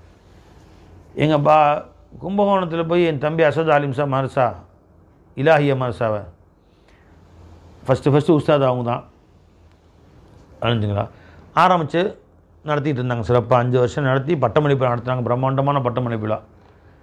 பட்டமளிப்பு விழா முடிஞ்சதோடு அங்கே உள்ள சிலர் உஸ்தாதை விட்டு நீக்கிட்டோம் அப்படிங்கிற மாதிரிலாம் சொன்னாங்க. மனசு வருத்தமாக இருந்துச்சு. உருவாக்கி 5 வருஷமாக அதை வந்து ஒரு பெரிய லெவலுக்கு கொண்டு வந்து பட்டமளிப்பாக நடத்தின பின்னாடி இன்றைக்கி அதை வேணான்னு சொல்கிறாங்களே. ஒரு நிறுவனத்தை ஆரம்பத்தில் ஒரு செடி வச்சு வளர்த்து அது கொஞ்சம் தூரம் கொண்டு வரது நம்ம கஷ்டம். அப்புறம் மரமெல்லாம் தானாக கூண்டெல்லாம் ஊற்றிடுவானு. ஆரம்பத்துக்கு கூண்டெல்லாம் வச்சுருப்பானு பார்த்தீங்களா? டெய்லி தண்ணி ஊற்றணும், கூண்டு பார்க்கணும், எதுவும் வராமல் பார்க்கணும். கடும் மழை பெஞ்சாலும் ஆபத்து, அடித்து செடி உடஞ்சி போயிடும். கடும் வெயில் அடித்து அதுக்கு ஒரு சின்ன பந்தல் போடணும். எல்லாம் ஆரம்பத்தில். அது மரமாயிருச்சு. இப்போ கவனிக்கணுமா? அது பாட்டுக்கு நடக்கும். தண்ணி இது ஊற்றவும் தண்ணி தானாக உறிஞ்சிக்கும். அது வெயில் மழைக்கு தாங்கிக்கும். அந்த மாதிரி ஒரு நிறுவனத்தை ஆரம்பத்தில் உருவாக்குறதுக்கு என்ன பாடுபட்டோம் யாருக்கு தெரியும்? அது உருவாக்குனவங்க நூறுல சஜாத் அக்பில்லா அவங்க தான் நிறுவனர். ஆனால் பாடுபட்டதான் நானும் அசத் அலிம்சா அபுல் அலிம்சா எங்கள் எல்லாம் பாடுபட்டோம். விளைஞ்ச போய் அதுக்கு அந்த மர்சாக்கு ஆளே இல்லைன்னு சொல்லி தெருவாக கொண்டு போய் நோட்டீஸ் கொடுத்து ஒரு இடமா போய் கொடுத்து 2 பேர் 3 பேராக சேர்த்து பண்டாரியும் இல்லை ஒரு எங்கள் ஊரில் ஆளை போட்டுக்கிட்டு இவங்க சேர்ந்து சோறாக்கிட்டு சின்ன இடத்த பிடிச்சிக்கிட்டு அவ்வளோ கஷ்டப்பட்டு கொஞ்சமாக உருவாக்கி ஒரு பட்டமளிப்பா வரைக்கும் கொண்டாச்சு. அதை ஒரு 25 பிள்ளைங்க ஓதுற அளவுக்கு கொண்டு பெரும் பாடுபட்டு பிரமாண்டமான பட்டமளிப்பில் அவங்க ஸ்கூலில் கொண்டு போய் எங்கே சேர்த்துறது, ஸ்கூலுக்கு நல்லா சாறு போடணுமே, அதுக்கு என்ன செய்கிறது, எல்லாம் ஏற்பாடு செஞ்சு அமைச்சு கொடுத்தோம். இப்போ அந்த உருவாக்கின அந்த அடிப்படை நடந்துக்கிட்டு இருக்குது, சிறப்பாக நடக்குது. ரொம்ப நடக்குது. அல்லா கியாமத்து வரைக்கும் நடத்துவான் இன்ஷா அல்லா தாலா. விளைஞ்சா இல்லை பை. அப்போ அல்லா கியாமத்து வரைக்கும் அதை நடத்துவான். எங்கள் பாபாவும் போய் ஒரு வருஷம் அங்கே சேவை செஞ்சாங்க. எங்கள் தாப்பனார் திடீர்னு அங்கேருந்து அமுச்சு விட்டாங்க. இலாஹியா மர்சா, கும்பகோணம் இலாஹியா மர்சா. ஒரு சில பேர் சில காரணங்கள் சொல்லி அமுச்சு விட்டாங்க. சரி ஹயர் வந்தாச்சு. வெறுங்கையா அங்கேருந்து கிளம்பி வந்து சேலத்தில் வந்தோம். சேலத்தில் ஒரு இடத்துல வாடகை கொடுத்து இடம் கொடுத்தாங்க. அந்த இடத்துல மர்சா ஆரம்பித்தோம். ஜாமியா இர்ஃபானியா அப்படின்னு ஆரம்பித்தா இன்றைக்கி 10-15 வருஷம் ஆச்சு. அல்லாஹ்தாலா அதுக்கு சொந்த இடம் கொடுத்துட்டான், பிரம்மாண்டமான பில்டிங் கொடுத்துட்டான். இன்றைக்கி அதுக்கு நிறையா பிள்ளைங்கள் சேர்த்து வச்சுருக்கேன், நிறைய உஸ்தாமால் சேர்த்து அதுக்கு வருமானம் எல்லாம் கொடுத்து ஒரு சொந்த மர்சாவே ஆயிடுச்சு, சொந்த பில்டிங்கே ஒரு மஸ்ஜிதே ஆயிடுச்சு. இப்போ அங்கேருந்து நல்லதாக போச்சு. நீ இப்போ அங்கே இருந்தால் இன்னும் அவர்களின் வேறொருத்தருடைய தலைமைக்கு கீழே தான் பணியாற்றி கொண்டிருக்கிற சம்பளத்துக்கு. இப்போ இங்கே நாம் 4 பேருக்கு சம்பளம் கொடுக்குற மாதிரி அல்லாஹ்தாலா ஒரு அந்தஸ்தை கொடுத்துட்டான். அப்போ அங்கேருந்து வந்தபோது மனசு கஷ்டமாக தான் இருந்திருக்கு, கஷ்டமாக இருந்துச்சு தான். வெளியே வந்து பின்பு ஒரு உயர்ந்த வாழ்க்கையெல்லாம் கொடுத்தானா இல்லையா? அதனால் வந்து வை எத்தஃபர்ரகா அகுனல்லாஹ் குல்லம் மின் ஃபதுலிஹி அல்லாஹ் சொல்கிறான். ஒரு கணவன் மனைவிக்கு மத்தியில் ஒரு வரல, ஆனால் நீங்கள் ஒத்து தான் இருக்குன்னு சண்டை போட்டு நிற்காதீங்க. பல வகையில் முயற்சி செஞ்சீங்க, சில தடவை சேர்த்து வச்சிங்க, ஆனாலும் ஒத்து வரலைன்னா பிரித்து விட்ருங்க.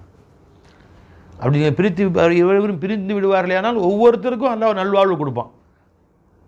அது மாதிரி சில பேர் கணவன் பிரிஞ்சு போயிடுறாங்க, ஒத்தே வரலன்ட்டு அணைஞ்சுங்களா, அல்லது ஏதோ குழந்தையே பிறக்கலை, 5 வருஷம் ஆச்சு 6 வருஷம் ஆச்சு, ஏதோ காரணம் சொல்லி பிரித்து விட்டுறாங்க. அந்த பிரித்து விட்ட பின்னாடி பார்த்தா அந்த பொண்ணு வேறு மாப்பிள்ளை கல்யாணம் முடிச்சு குழந்தை பற்றி சந்தோஷமாக வாழ்கிறாங்க. இந்த மாப்பிள்ளை வேற ஒரு பொண்ணு கல்யாணம் முடிச்சு குழந்தையெல்லாம் பற்றி சந்தோஷமாக வாழ்கிறாங்க. அல்லாஹ் பிரித்து விட்டுறான். இப்போ அல்லாஹ் சொல்கிறான், அப்படி இருவரும் பிரிந்து விடுவார்களே ஆனால் வையத்தை ஃபர்ரகா ஆயத்து என்னங்க, சரியான ஆயத்து, சரியான முறை சொல்லுங்கள். யுகுனில்லாஹு குல்லம் மின் சாயத்திஹி, அது ஒவ்வொருவரையும் அல்லாஹ் தன்னுடைய ஃபضலை கொண்டு தன்னுடைய கருணையை கொண்டு அல்லாஹ் ஜல்ல ஷானு தஆலா அந்த ஒவ்வொருத்தருக்கும் வசதி வாய்ப்பை உண்டாக்கி அவருடைய வாழ்க்கையை வசதிகளை எல்லாம் செஞ்சு கொடுத்துருவான் அப்படின்னு அல்லாஹ் சொல்கிறான். அந்த மாதிரி பிரிஞ்சு வந்தாங்க. இப்போ இலாஹி அமசாவும் கோஹோன்னு நடக்குது, இர்ஃபானி அமசாவும் ஹோஹோன்னு நடக்குது. பிரிஞ்ச நேரத்தில் கஷ்டமாக தான் இருந்துச்சு, இங்கேருந்து போயிடறாங்களே அப்படின்னு. இப்போ அந்த மனுஷன் பெருசாக நடக்குது, அங்கே சொந்த பில்டிங் வாங்கி இங்கேயும் சொந்த பில்டிங் வாங்கி சிறப்பாக நடக்குது. அப்போ எதுவுமே எல்லாம் குறை வைக்கல பார்த்தியா. அது மாதிரி தம்பி, எதுக்கு சொல்ல, பொறாமைக்காரர்களுடைய பொறாமை உன்னை சீண்டுகிற காலத்திலும் கூட அதை அசராமல் நீ இருக்கணும். அல்லாஹ்ட்ட தவக்குல் வச்சுக்கிட்டு இருக்கணும். அல்லாஹ் தஆலா உன்னை காப்பாற்றுவான் இன்ஷா அல்லாஹ் தஆலா. இதெல்லாம் எதிர்கால வாழ்க்கைக்கு இதை எழுதி வச்சுங்க. அப்போது இந்த மாதிரி மக்கள் பேசுகிறாங்க. சில பேர் சொல்கிறாங்கன்னு ஹாஜா அஜ்மீர் நாயன் சொன்னாங்க, தன் முரீதிட்ட வந்து குதுபுதீன் பக்தியாரி காக்கிட்ட வந்து சொன்னாங்க, தம்பி இந்த மாதிரி சில பேர் விரும்ப மாட்டுறாங்க, நீ கிளம்பு, இந்த ஊருடைய கிளம்பிடுவோம், ஒன்றும் பிரச்சனை இல்லை, நீ அஜ்மீருக்கு வந்துடு. அஜ்மீரில் வந்து நான் உட்கார்ந்து தாலீம் செய்கிறேன், அந்த ஹான்கா நீ வச்சுக்கோ, நீ அங்கே உட்கார்ந்து உன்னை மாதிரி ஒரு சீதேவி அல்லாஹ் எனக்கு கொடுத்துருக்குறான், நீ என்னிடத்தில் உட்கார்ந்து என்னுடைய மேடையில் நீ அமர்ந்து நீ குத்துபா செய், நீ பயான் செய் மக்களுக்கு, உன் காலடியில் அமர்ந்து உனக்கு சேவகம் நான் செய்கிறேன். எவ்வளோ பெரிய அல்லாஹ் கபீரா, எவ்வளோ பெரிய மகான் எப்படி பேசுகிறாங்க பாருங்கள். உனக்கு காலடியில் அமர்ந்து உனக்கு சேவகம் செய்யக்கூடிய பாக்கியத்தை அல்லாஹ் எனக்கு கொடுப்பான், நீங்கள் வந்துருப்பா, நீ வணஞ்சிங்களா, உங்களுக்கு ஹிதமத் செய்யக்கூடிய பாக்கியத்தை அல்லாஹ் எனக்கு கொடுப்பான், உன்ன மாதிரி ஒரு சீதேவி அல்லாஹ் எனக்கு கொடுத்தான். அந்த மாதிரி அப்படி முரீது ஷேഖெல்லாம் இல்லை, உஸ்தாது மாணவர்லாம் இல்லை, அவங்க அந்தஸ்து எங்கேயோ நான் கீழே இருக்கேன், என் முரீது அந்தஸ்து மேலே இருக்கு. என்ன தப்பு சொல்கிறது, அப்படிலாம் வாழ்ந்துருக்காங்க மகான். இதெல்லாம் விட ஆச்சரியமான செய்தி நிறையா இருக்குது, ரெண்டு வரும் பாருங்க சொல்கிறேன் இன்ஷா அல்லாஹ். பாபா ஃபரீத் கஞ்ச ஷக்கர் ரஹமத்துல்லாஹி அலைஹி அவங்களுடைய முரீத் அலாவுதீன் கல்யரி சாபிரி ரொம்ப மதிப்பு வச்சுருப்பாங்க. முரீத் தான், இவங்களோட பாடம் படித்தவங்க தான் அவங்க, நினச்சிங்களா. அவங்க கல்லியரில் இருந்தாங்க. பாபா ஃபரீதுனாங்க ஹான்சிலே எங்கேயோ இருந்தாங்க. பாபா ஃபரீதுன்னு கஞ்ச ஷக்கர் ரஹமத்துல்லாஹி அலைஹி பாக் பட்டன், இப்போ அவங்க இருக்கிற ஊருக்கு பேர் நிஜமா பாபா ஃபரீது நாயகம் அடங்கியிருக்கிற ஊர் பேர். அவள் ஒரு மனிதர் வந்து ஒரு முரீது, பாபாவனத்து முரீது அலாவுதீன் கல்யரி சாபிரி ரஹமத்துல்லாஹி பார்க்கறதுக்காண்டி போயிட்டு வந்தாங்க. வந்தோடனே கேட்டாங்க, எப்படி இருக்கார் என் முரீது, என் ஹலீஃபா அலாவுதீன் எப்படி இருக்காருன்னு கேட்குறாங்க. கேட்டது யார்? பாபா ஃபரீது நாயகம்.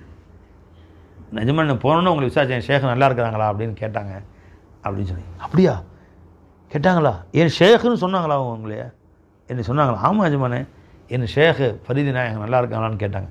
அப்போ என்னை வந்து அவங்க ஷேக்குன்னு சொல்லிட்டாங்களா, அவங்க வாயிலிருந்து ஷேக்குன்னு வந்துடுச்சா, அப்போ நான் அல்லாஹ் தஆலா என்னை மக்பூல் ஆக்கிட்டேன், என்னை ஷேக்காக மக்பூல் ஆக்கிட்டான்னு அர்த்தம். அந்த மகானுடைய வாயிலிருந்து என் பேரை ஷேக்குன்னு அவங்க சொல்லிட்டாங்களா அப்படின்னு அவ்வளோ ஆனந்தப்பட்டு திரும்ப திரும்ப சொன்னாங்களாம்.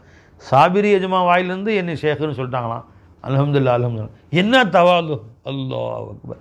அறிவே வேலை செய்யாது, அறிவே நமக்குலாம் வேலை செய்யாது. முரீதுன்னு இல்லை, அவங்க அந்தஸ்தை பார்க்குறாங்க. அங்கே இப்படிப்பட்ட ஒரு மகான் அல்லாஹ் தஆலா அவங்களுக்கு தான் நான் சேவகம் செய்யணும் அப்படின்ட்டு, குதுபுத்தீன் நீ வந்துருப்பா அஜ்மீருக்கு, என் இடத்துல உட்காந்து நீ மக்களுக்கு தாலீம் செய்ப்பா, நான் வந்து உங்களுக்கு பணிவிடை செய்யக்கூடிய பாக்கியத்தை அல்லாஹ் எனக்கு கொடுத்தானா நான் காலமுத்தி விட்றேன், உங்களுக்கு ஊழியம் செய்கிறேன், நீ வந்துருப்பா அப்படின்ட்டாங்க.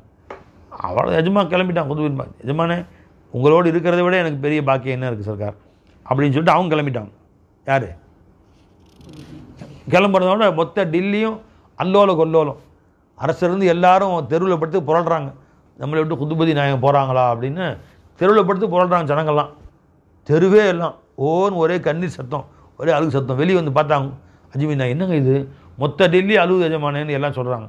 குதுபுதீன் எஜமான் நம்மளை விட்டு போகிறாங்கன்னு டெல்லியே அழுகுது, அரசரெல்லாம் அழுதுட்டு உட்காந்துருக்காரு, மந்திரிகள்லாம் அழுகுறாங்க, ஊர் மக்கள்லாம் தெருவில் படுத்து புரள்றாங்க, எல்லாரும் கண்ணீர் வடித்து அழுதாங்க. டெல்லியே சோகமயமாயிருச்சுன்னு இப்போ பார்த்தாங்க. இந்த ஒரு மனிதருக்காக சில பேருக்காக நம்ம போகணும், இந்த மக்கள் இவ்வளோ நாள் பயன்பெற்று கொண்டிருக்கிறார்கள், சரிம்மா நீ இங்கே இருந்துருமான்னு சொன்னோன்னா எல்லாம் ஒரே நாரே தக்பீர், ஒரே டெல்லியே எஜமா மாதிரி விட்டுட்டு போகிறாங்க ஷேக் அப்படின்னு ஒன்று மொத்த டெல்லியே சந்தோஷப்பட்டாங்களாம். இப்படிலாம் அந்த காலங்கள் பார்த்தா எப்படி இருந்துருக்கு பாருங்கள். ஒரு பொற்காலமாக இருந்திருக்கு அந்த காலங்கள்லாம். ஷேகுமார்களில் உலமாக்களை அவ்வளோ கண்ணியப்படுத்தியிருக்கிறாங்க. வளஞ்சபை இன்றைக்கி பள்ளிவாசல் திரும்பி கூட பார்க்க மாட்டாங்க இன்றைக்கி. ஏன்னா அவரவர்களுக்கு மதிப்பு தெரியாது இல்லையா, யாருக்கு என்ன மதிப்பு. தங்கம் இருக்குது, தங்கத்தின் மதிப்பு எல்லாருக்குமே தெரியும். தங்க நெக்லஸ் இருக்குது, ஒரு வயசு ஒன்று பேர பேத்தி இருக்குது, பாத்திமா சின்ன குழந்த, ஒரு வயசு குழந்த, அதுக்கு மேலே தங்க நெக்லஸையும் வை. 10 சவரம் இன்றைக்கி வேலை எவ்வளோ ஆச்சு, ஒரு 6 லட்ச ரூபா மதிப்பில் தங்க நெக்லஸையும் வை. அதுக்கு மேலே ஒரே ஒரு மிட்டாய் 50 பைசா ஆசை சாக்லேட்டும் வை. தூக்குனது அதுக்கு சின்ன கையை எடுத்துக்கிட்டு இதை கொடுத்தா வேணாம் அப்படி தூக்கி பிச்சு போட்டுறேன். எடுத்து பிச்சு அது குப்பையில் தூக்கி போட்டு ஆசை சாக்லேட் எடுத்து அதுதான் வேணும். அது மாதிரி யாருக்கு எல்லாருக்குமா தங்கத்தின் அருமை தெரியும். கதிரே கோஹர் ஷாஹுதானத் யாபதானது கௌஹரி. வைரத்தின் மதிப்பை அரசன் தான் அறிவான், அவருக்கு தான் அரசர் வைரத்தை புழங்கி பழக்கம். யாபதானது கௌஹரி அல்லது வைர வியாபாரிக்கு தெரியும் அந்த வைரத்தின் மதிப்பு என்னன்னு. எல்லாருக்குமா தெரியும். அப்படிங்கிற மாதிரி உலமாக்களுடைய கதிர் என்ன, ஷேகமாவுடைய கதிர் என்னங்கிறது யாருக்கு தெரியும். இன்றைக்கி பெரிய மஜ்லிஸ்லாம் செய்ய போகிறோம், அவர் மூலையில் உட்காந்து முசாவா செய்யறதுக்கு துவா படிச்சுக்கிறானுவோம். அவருடைய அந்தஸ்து என்னங்கிறது யாருக்கு தெரியுது, தெரியாது. அவங்க தெரியணும்னு கூட அவன் ஆசைப்படுறதும் கிடையாது, அவன் தன்னை மறைச்சி தான் வச்சுருப்பாங்க. அலஞ்சபை கதிர் கோஹர் ஷாஹுதானத் யாபதானது கௌஹரி. இந்த பைத்தை அடிக்கடி என்னுடைய உஸ்தாத் PSP ஜெயினுல்லாபின் சொல்லுவாங்க. வைரத்தின் மதிப்பை வைர வியாபாரி அறிவான் அல்லது அரசன் அறிவான். இந்த மக்களுக்கெல்லாம் என்ன தெரிய போகுது, அதெல்லாம் இதெல்லாம் யாருக்கும் தெரியாது. அது மாதிரி இல்முடைய மதிப்பு, ஞானத்தின் மதிப்பை எல்லாரும் அறிவதில்லை. உயர்ந்த ஞானங்களின் மதிப்பை ஞானவான்கள் தான் அறிவார்களே ஒழிய, அதே மாதிரி ஞானவான்களுக்கு தெரியும் அவங்க மதிப்பு என்னன்னு. ஒரு ஞானியின் மதிப்பை இன்னொரு ஞானவான் அறிவார், இன்னொரு சூஃபி அறிவார். இவருடைய அந்தஸ்து என்ன, இவர் வாயிலிருந்து வரக்கூடிய வார்த்தைகள் என்ன முத்துக்கள் இவர் வாயில் வருது. சாதாரணமாக ஒரு ஆட்களை உலகத்தையே ஆட்டி படைக்கக்கூடிய சொற்கள், உள்ளத்தையே ஒரு குலுக்கிறது. எத்தனையோ பேருடைய உரைகள் இருக்குது. இவங்க உரைகள் ஒரு சின்ன வார்த்தையில் உள்ளத்தை ஒரு உழுக்கிறாங்களே, என்ன மனிதரப்பா இவர். அப்படி அறிவுள்ள ஞானவான்களுக்கு அந்த சொற்களின் அருமை தெரியும். எங்கள் உஸ்தாத் PSP ஜெயினுல்லாபின் ஹசரத் பாக்கியாத்து சாலியாத்தில் ரஹமத்துல்லாஹி அலைஹி அல்லாட்ட போயிட்டாங்க. அவங்க உதாரணம் சொன்னாங்க. ஒரு ஹசரத் பயான் செஞ்சார். எப்பா ஹதீஸு பாடம், ஒவ்வொரு ஹதீஸும் ஒரு முத்துக்கு சமம். ஞான முத்துக்கள் ஒன்றும் புரிஞ்சுங்களா. லுஉல்உம் வ ஜபர்ஜத், முத்துக்கள் மரகதங்கள் மாணிக்கங்களுக்கு சொந்தம், விலை மதிப்பில்லாத மாணிக்கம். அந்த மாதிரியான ஹதீஸு கேளுங்க அப்படின்னு ஹதீஸ் பாடம் நடத்துகிறாங்க. சொல்லிவிட்டு ஒரு அப்பாவி மாணவன் உட்காந்து கேட்டான். பாடம் முடிஞ்சவுடனே நேராக குளிக்கிறதுக்கு சோப்பு வாங்கணும், மளிகை கடைக்கு போயிருக்கான். ஐயோ சோப்பு கொடுங்க, 5 ரூபா காசு கொடு. 5 ரூபா காசு என்கிட்ட இல்லை, எங்கள் அத்தா காசுலாம் அனுப்பலை, ஏழை பறிச்சேன் நான். வேணா உங்களுக்கு விலை மதிக்க முடியாத ஒரு முத்து நான் உங்களுக்கு தர்றேன், இன்றைக்கி எங்கள் உஸ்தாது எங்களுக்கு கொடுத்தாங்க, அதை உங்களுக்கு தர்றேன், நினைஞ்சிங்களா. நீங்கள் அதை வைத்துக்கொண்டு சோப்பு கொடுங்க, மிச்ச காசு தான் கொடுத்துருங்கன்றார். இந்த முத்து விலை மதிக்க முடியாது, வேணால் ஒரு 1000 ரூபா வச்சுக்கோங்க, எனக்கு சோப்பு 50 ரூபாய்க்கு கொடுங்க, மிஞ்சி 950 ரூபா நீங்கள் கொடுத்துருங்க. ஒரு ஹதீஸ் சொல்கிறேன் அப்படி நினைக்காது. இன்னமல்ல அமால் பின்னிங்க ஹதீஸ் சொல்கிறார். அந்த கடைக்காரன் கை கட்டி சிரிக்கிறான். பக்கத்தில் இருந்து வேலை இங்கே போடுறா முத்தம், இதை நான் சொல்லுவாரான் இவர், எனக்கு இது 1000 ரூபா வச்சுக்கணுமா கதை எனக்கு, இதுக்கு நான் மிச்சம் 950 காசு வேறு கொடுக்கணுமா. ஒரு ஹதீஸ் சொல்ல வந்தார். ஹதீஸ் ஆனால் மண்டை எடுத்துட்டு போடா பேப்பையில் எத்தனை பேர் கிளம்பியிருக்கீங்க இந்த மாதிரி அப்படின்னு கை கட்டி தட்டி சிரித்து அந்த மண்டையில் வர போட்டு அமுச்சு விட்டான். அவன் மண்டையை பிடிச்சி தலைவிட்டே வீட்டு அழுதுகிட்டே அஜித் வந்தான். அஜித்து நீங்கள் முத்துன்னு சொன்னீங்க, மாணிக்கம்னு சொன்னீங்க, மரகதம்னு சொன்னீங்க, 1000 ரூபா மதிப்பு கூட போட மாட்டேங்கிறாங்க. நீங்கள் சொல்கிறதா பார்த்தா கோடிக்கணக்கில் போகுது. அது நான் வெறும் 1000 ரூபா தான் கேட்டேன் அந்த ஹதீஸுக்கு. என்னடா செஞ்சு நடந்த செய்தி என்னப்பா சொல்லு, அழுதுகிட்டே வரேன். என்னப்பா நடந்த செய்தி, 50 ரூபாய்க்கு சோப்பு கொடுப்பா, இந்த ஹதீஸ் ஒன்று சொல்கிறேன், 1000 ரூபா வச்சுக்கோ, மிச்சம் 950 ரூபா கொடுன்னு கேட்டேன், மண்டையில் தட்டான் அப்படின்னு அழுதுகிட்டே சொல்கிறான். யார் இந்த அடப்பாவிடே. அந்த காலத்து மன்னர்கள் ஆட்சி காலம், அரசர்கள்லாம் இந்த மாதிரி உலமாக்கல்ல ஷேகமாரை பார்க்க வருவாங்க, இதை அன்பளிப்பு கொடுப்பாங்க. அப்போ இங்கே வா, அவர் கையில் மோதிரம் போடுது. இது போன வாட்டி என்னை அரசர் பார்க்க வந்தார்ல, அப்போ கொடுத்தார். என்ன கல்லுன்னு தெரியல, மரகத கல்லா மாணிக்க கல்லா என்னமோ அரசை தான் கையில் போட்டிருந்தே என் மேலே முகப்பத்தில் கழட்டி கொடுத்தா நான் சும்மா கையில் போட்டிருக்கேன். இதை கொண்டு போய் அரைஞ்சிக்கலாம். இதை வெளியே கத்திரிக்காய் கறி வந்துட்டுருக்குறான், அவள்கிட்ட இதை வச்சுக்கிட்டு கத்திரிக்காய் கொடுப்பீங்களா, ஒரு 1/2 கிலோ கத்திரிக்காய் அப்படின்னு நீ கேளு, நான் கொடுத்துறாத, நீ வாங்கிட்டு வா அப்படின்னு சொல்லிட்டான். அந்த பையன் தூக்கிட்டு ஓடுறான் எதை, மோதிரத்தை. கத்திரிக்காய் கத்திரிக்காய் கிளவி வர்றா, கிளவி வருவல்ல, அம்மா கத்திரிக்காய் 1/2 கிலோ கத்திரிக்காய் கொடுங்க, இந்த மோதிரத்துக்கு பரமான். ஆமாம், நீ பார்க்குறான், யோ 1/2 கிலோ கத்திரிக்காய் விலை தெரியுமா உனக்கு, 1/2 கிலோ 40 ரூபா, கிலோ 80 ரூபாய் விற்கிது. இந்த மோதிரம் 10 ரூபாய்க்கு போவாது, செல்லி காசு. இதை கொண்டு வந்து கேட்குற 2 கத்திரிக்காயும் கிடைக்கும், அதுக்கு வேணுமா, இல்லை வேணா கொடுங்க அப்படின்னு போ காலங்காத்தால் கஷ்டமாலாம் அப்படின்னு திட்டிவிட்டு அவன் கூட திரும்பி கத்திரிக்காய் கத்திரிக்காய் கிளம்பிட்டா.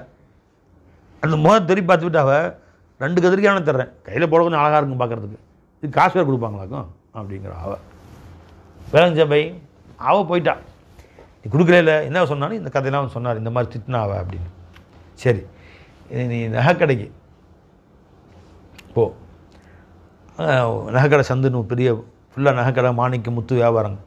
அங்கே ஒரு கடையில் போய் இது என்ன விலை, இது எவ்வளோக்கு எடுத்துக்குவீங்க அப்படின்னு கேளு அப்படின்னு சொன்னால் அவன் தூக்கிட்டு ஜோவில் போட்டு ஓடுறான். யார், அந்த பையன். யாரோ கடை திறந்துச்சு, உள்ளே போய் இந்த மாதிரி இது எவ்வளோக்கு எடுத்துக்குவீங்கன்னு எங்கள் வீட்டில் கேட்க சொன்னாங்க அப்படின்னு. அவன் பார்த்தான், அவன் அதை இது பண்ணுறதுக்கு லென்ஸ்லாம் இருக்குது, அதை வச்சு பார்த்தான். இல்லை அது தேய்க்கிறதுக்குலாம் ஒன்று இருக்கும், வச்சு பார்த்தா மண்டை மூலையே வேலை செய்யலை. ஏன்னா இந்த மாதிரி இந்த கடத்தில் யார்கிட்டையுமே அந்த வைரம் கிடையாது. அவன் பார்த்தான், இன்னும் பக்கத்துக்கெல்லாம் கூப்பிட்றான், அவனும் பார்க்குறானோ, டே இதில் நாம் விற்கிற வைரம் கிடையாது, இது ராஜாக்கள் போடுற வைரம், இதுக்கு நம்ம கடையை விற்றாலே காசு கொட்ட முடியாது, நீ நகை கடையே மொத்தமாக விற்றாலும் இது நம்ம ஊரில் நம்ம புழங்குற வைரம்லாம் அதெல்லாம் 1 லட்சம் 1 லட்சம், இது கோடிக்கணக்கில் உள்ளதுடா. 500 கோடி இப்போ கோஹினூர் வைரம் இருக்குது பார்த்தீங்களா, அது மதிப்பு 5000 கோடி. இது கோடிக்கணக்கில் நம்ம மொத்த கடையெல்லாம் விற்றாலும் கொடுத்தாலும் இந்த வைரத்துக்கு காசு கட்ட முடியாதுடா. இதே பேர் அந்த பொடி என் கையில் வந்துச்சு. நான் உடனே பார்த்தா உனக்கு எதிர எங்கள் அஜித் தான் கொடுத்து விட்டாங்க, அஜித்துக்கு வேறு அறிவு இல்லை, இப்படி இத்தனை சின்ன பையங்களுக்கு கொடுத்துட்ருக்காரு, கொலை பண்ணி தூக்கிட்டு போயிடுவானுங்களே அப்படின்னு சொல்லி அவனுக்கு 4 பேரை முன்னாடி முன்பாரா பின்பாரான்னு போட்டு, யார் அந்த பசங்களுக்கு பத்திரமா கொண்டு அஜித்து கொடுப்பா, இதுக்கெல்லாம் விலையெல்லாம் போட முடியாது, இதுக்கு கடையை வைத்தாலும் காசு தர முடியாதுன்னு போய் சொல்லி அஜித்து கொடுத்துருன்னு சொல்லிட்டு 4 பேர் முன்னாடி போகிறானுங்க. அந்த பையன் ஜோப்பில் போட்டு பாதுகாப்பாக அவன் அழைச்சிக்கிட்டு 2 பேர் கையை பிடிச்சிக்கிட்டு, இந்த 2 பேர் 2 பேர் பிடிச்சிக்கிட்டு, பின்னாடி 4 பேர் பாதுகாப்பு படையெல்லாம் போட்டு மிஷின் கன்னோட எல்லாம் அருவோட அவனுக்கெல்லாம் பூனை படையோடு அனுப்பிச்சுடுவானு. அஜித்து இந்த மாதிரிலாம் பொருளை கொடுத்து பசங்களை வெளியே அனுப்பிச்சி விட்றாதீங்க, உங்களுக்கு ராஜா கொடுத்துருப்பாரு நினச்சிங்களா, இதுக்கு இந்த காசு கிடச்சுன்னா தீர்த்து கட்டிடுவானு. இது மாதிரி சாதாரண விஷயமா இது கொடுத்து சின்ன பையன் கொடுத்து கை கொடுத்து அனுப்பிச்சி விட்டீங்க அஜத், இது மாதிரி செய்யாதீங்க அஜத்துன்னு கொண்டு கொடுத்துட்டு அந்த பையனை விட்டுட்டு அவங்க போயிட்டானுங்க. யார் அந்த பசங்க. இப்போ விளங்குச்சா, கத்திரிக்காய்க்கு தெரியுமா இது 2 கத்திரிக்காய் தர்றேன், 1/4 கிலோ தர முடியாதுங்கிற அவ விளங்குங்களா. அதை உணர்ந்தவனுக்கு தான் இதன் மதிப்பு தெரியும். கதிரை கௌஹர் வைரத்துடைய மதிப்பை ஷாஹுதானத் அரசன் அறிவான், யாபதானது கௌஹரி அந்த வைர வியாபாரிக்கு தெரியும் அந்த வைரத்துடைய அருமை. தெருவில் போகிற பிச்சைக்காரனுக்கும் கத்திரிக்காய்க்கும் வெங்காயம் விற்கிறவளுக்கும் அந்த அருமை தெரியாதுப்பா. அது மாதிரி இந்த ஹதீஸுடைய அருமை என்னங்கிறது உலமாக்களுக்கு தெரியும், ஆரிஃபீன்களுக்கு தெரியும், ரசூலுல்லாஹ்வுடைய சொல் இதன் அருமை அல்லாஹ்வுக்கு தெரியும். இன்னமல்லாமால் பின்னியாத் ஒரு ஹதீஸ் அல்லப்பா இது.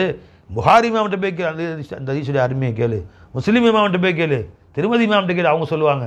இவங்களுக்கு என்ன தெரியும்னு அந்த உஸ்தாத் சொல்லி கொடுத்ததாக என்னுடைய உஸ்தாத் பிஎஸ்பி ஜெயின்லாவின் சொல்லுவாங்க. புரிஞ்சுங்களா. அது மாதிரிமா இங்கே படிக்கக்கூடிய ஞானங்கள் இருக்கே சாதாரண ஞானம் நினைக்காது, உன் உலகத்தையே மாற்றக்கூடிய உன் வாழ்வையே மாற்றக்கூடிய ஞானங்கள் அது. வழங்குச்சிங்களா. அப்போ எஜமா சொன்னாங்க சரி வாங்க அப்படின்ட்டு டெல்லியிலே நீ இருப்பா அப்படின்னு சொல்லிட்டு எஜமா போயிட்டாங்க. யார் ஹாஜா மிச்சி ஷேஜ்மீரா, நீங்கள் இருப்பா, உன்னை மக்கள்லாம் இவ்வளோ உயிருக்கு நேசிக்கிறாங்க, நீங்கள் இருப்பா அப்படின்னு சொல்லிட்டு விட்டுட்டு போயிட்டதாக எஜமான சரித்திரத்தை எழுதுகிறாங்க. அல்லாஹ் தாலா அந்த குத்துபுத்தீன் பக்தியாரி காக்கி ரஹ்மத்துல்லாஹுடைய உண்மை முரீதுகளாக நம்மளை ஆக்கி அருள் புரிவான். நம்ம அவங்க முரீது தான் வர்றோம், நாம் சிஷ்டியா முரீது தானே. அவங்களுடைய ஃபைசானை கொண்டு நம்மையும் அல்லாஹ் அவங்க வாழ்ந்த மாதிரி நல்வாழ்வு வாழ்வதற்கு அல்லாஹ் தௌஃபீக் செய்வானாக. வாஹிர் தாவானா அல்ஹம்துலில்லாஹி ரப்பில் ஆலமீன். அஸ்ஸலாமு அலைக்கும் வரஹ்மத்துல்லாஹி வபரகாத்துஹு.